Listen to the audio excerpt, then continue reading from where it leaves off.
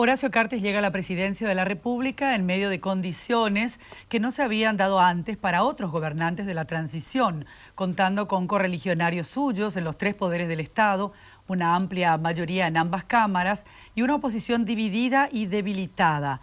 Este presidente, antes de cumplir los 100 días de gobierno, logró la aprobación de 3 leyes que le otorgan mayores facultades como jefe de Estado, una concentración del poder que algunos analistas consideran peligrosa.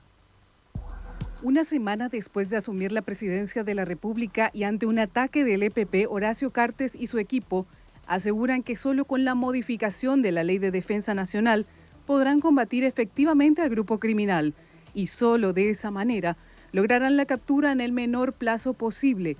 La normativa es aprobada en un tiempo récord. La modificación de la Ley de Defensa faculta al Poder Ejecutivo a movilizar militares en situaciones consideradas como de amenaza interna, sin la necesidad de que el Congreso declare el estado de excepción. El presidente de la República tiene la obligación de informar sus acciones al Congreso recién dentro de un plazo de 48 horas.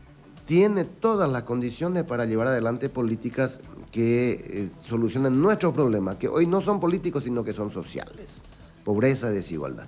Y es ahí donde uno encuentra una colisión entre esta concentración de poder que quiere Cartes y las pistas que da sobre su política económica, que parecen ser neoliberales, privatizadoras, y no nos ha mostrado nada de cómo va a enfrentar el problema paraguayo que es la pobreza. Entre septiembre y octubre, Cartes logra la aprobación de la Ley de Responsabilidad Fiscal. El Ejecutivo sostiene que solo con esta normativa lograrán detener el incremento de los gastos estatales y de esta forma reducir el déficit fiscal.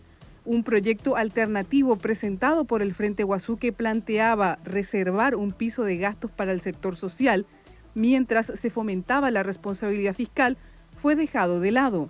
La normativa establece que el déficit fiscal anual de la Administración Central, incluidas las transferencias, no será mayor que el 1.5% del Producto Interno Bruto. El incremento anual del gasto corriente no puede exceder a la tasa de inflación interanual. Tampoco se podrá incorporar aumentos salariales, excepto cuando se produzca un aumento en el salario mínimo. Nadie sabe cómo el ser humano reacciona cuando tiene poder. En consecuencia, siempre se optó por la buena ley. La tercera es la ley número 5102 de promoción de la inversión en infraestructura pública y ampliación y mejoramiento de los bienes y servicios a cargo del Estado, conocida como la de Alianza Público-Privada. Uno de los artículos más cuestionados de la ley promulgada es este que faculta expresamente al Poder Ejecutivo a determinar, detallar y precisar los términos, contenido, características y condiciones de los proyectos específicos a ser ejecutados. Los campos de actividad contemplados en la Ley de Alianza Público-Privada son hidrovías, aeropuertos, rutas, trenes, puentes, provisión de agua, alcantarillado, energía eléctrica, infraestructura de hospitales, centros educativos, cárceles, producción y refinamiento de hidrocarburos, combustibles, alcohol, bienes y servicios estatales, cemento y telecomunicaciones. El artículo 202 de la Constitución Nacional, en su inciso 11, también contempla que solo el Congreso puede autorizar la extracción y transformación de minerales sólidos, líquidos y gaseosos. Ese poder que se le otorga a una sola persona es lo que pone en peligro los objetivos mismos.